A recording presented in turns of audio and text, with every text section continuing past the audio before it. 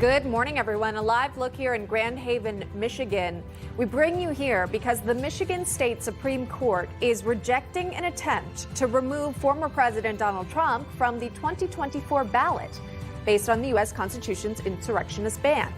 The outcome contrasts with the recent ruling from the Colorado Supreme Court, which had kicked Trump off its primary ballot because of his alleged role on January 6th. A lot to dive into. What sort of political implications does this have? The fact that Trump can remain on the primary ballot.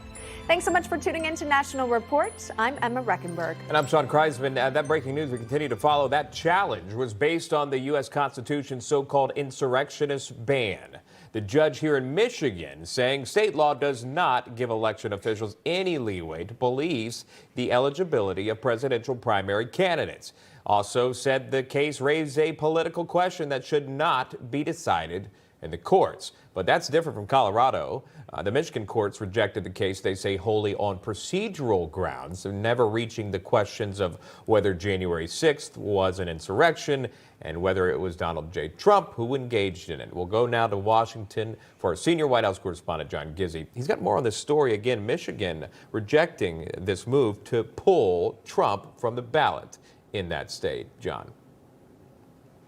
Hi, Sean and Emma.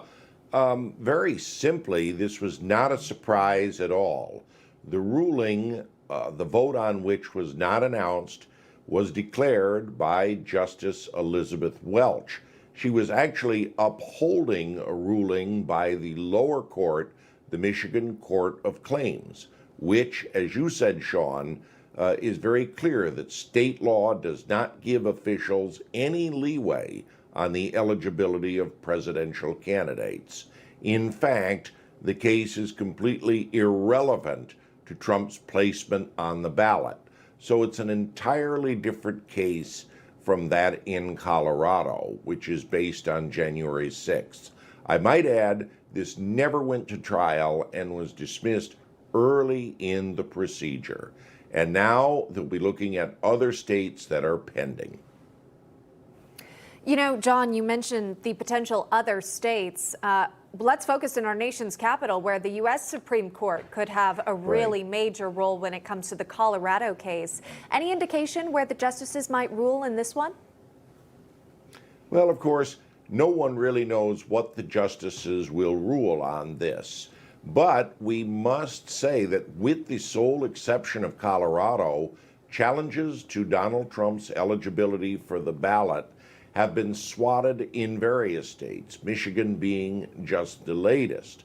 So given all that has happened, it would seem very likely the Supreme Court would rule in his favor. But of course, we never know until the Chief Justice makes an announcement. Right. It's something we'll be watching for. It's not, again, just Colorado. Again, the result we saw in Michigan. It appears that the exact same group, which is Free Speech for People, that's who brought this call for removal of Trump. They're now targeting Oregon, I believe, as the next state for their case to move forward. So we'll watch for that. John Gizzi joining us live from Washington. John, thank you.